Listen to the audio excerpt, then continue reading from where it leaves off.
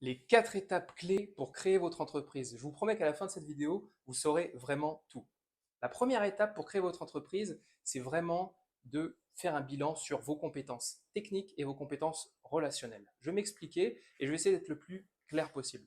Les compétences techniques, c'est tout simplement vos compétences, c'est-à-dire est-ce que vous êtes bon en développement, est-ce que vous êtes bon en marketing, est-ce que vous êtes bon en vente. Vous avez un domaine de prédilection. Et l'idée, c'est vraiment de venir améliorer ce domaine et de faire un premier constat sur vos compétences techniques.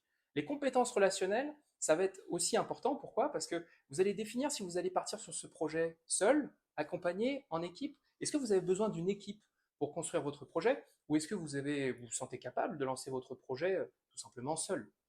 C'est vraiment le premier bilan et le premier diagnostic que vous devez faire. La deuxième étape, elle est très importante. C'est est-ce que vous décidez de passer en statut de société ou d'auto-entrepreneur.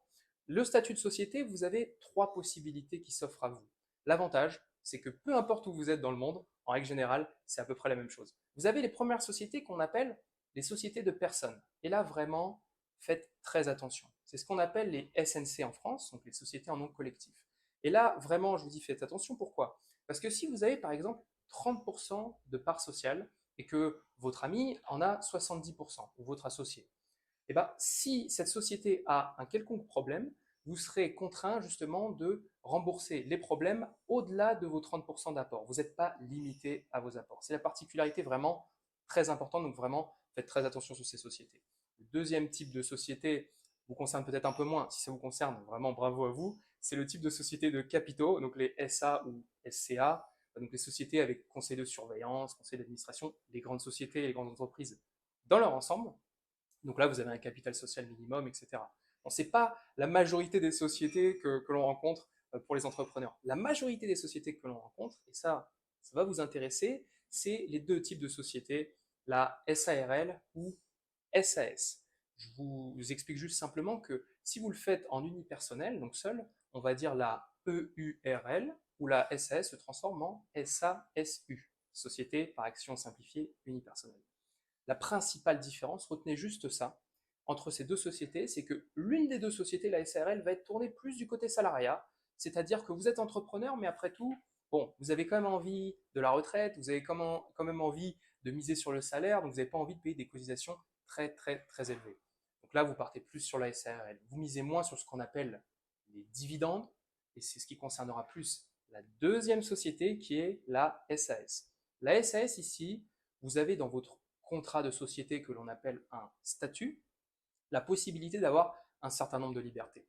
Mais il faut retenir une chose, c'est que vous allez être plus tourné vers ce qu'on appelle les dividendes. Et sur ces dividendes, en fait, c'est comme je vous l'expliquais, la rémunération de votre résultat. Donc si vous avez un résultat qui est négatif, je ne vous le souhaite pas, vous n'avez pas de dividendes. Donc là, il y a un petit problème. Par contre, si vous avez un résultat qui est positif, dans ce cas-là, vous avez des dividendes, vous avez ce qu'on appelle des abattements, donc vous allez avoir des aides. Vous avez à peu près 40% d'abattement. C'est-à-dire que si vous gagnez, par exemple, je donne un exemple hein, vraiment aléatoire, 100 000 euros, vous allez avoir un abattement de 40 000 euros. Donc vous allez être imposé que sur 60 000 euros. Donc c'est quand même assez intéressant. Et en majorité, aujourd'hui, la tendance que l'on a, c'est qu'on a beaucoup d'entrepreneurs, en tout cas ceux que j'ai eu la chance de rencontrer et d'accompagner, qui vont vers ce statut-là, vers la SAS. Mon conseil personnel, c'est plutôt, après, selon vous, votre niveau, je dirais, de sensation de sécurité, vos besoins, et ça, c'est vraiment propre à chacun. Mais l'idée, c'est vraiment de partir davantage vers la SAS que la SARL. Autre problème de la SARL, c'est le système RSI, qui des fois peut être un peu tatillon, un peu compliqué, puisque vous allez être imposé des fois sur un résultat que vous avez fait 2 ans avant. Donc c'est quand même des fois un peu compliqué, parce que si vous avez une saisonnalité, notamment, je reprends un exemple que je pense que vous vous souvenez si vous étiez entrepreneur à cette époque, si vous faites face au Covid et que vous êtes imposé sur les résultats de 2 ans auparavant, ça peut être rapidement compliqué quand même, hein. Donc voilà ce que je voulais vous expliquer. Donc on a vu les deux premières étapes très très importantes. La première étape, c'était vraiment vos compétences techniques, vos compétences relationnelles. Et la deuxième étape, c'est ce qu'on appelle costume juridique. Donc le choix entre vos sociétés. On a vu les trois formes de sociétés. Maintenant, on va passer à la deuxième étape de cette vidéo, très très très importante. La troisième étape que je veux vous énoncer, c'est de vous dire, vous avez certainement peut-être une pensée limitante. On vous a dit quand vous devez être entrepreneur et créer une société, vous devez faire un business plan. Et là, je vais vous dire quelque chose, oubliez cette idée, le business plan, vous le prenez, vous le jetez à la poubelle directement. Pourquoi? Parce que le business plan va vous concerner uniquement dans 2 cas.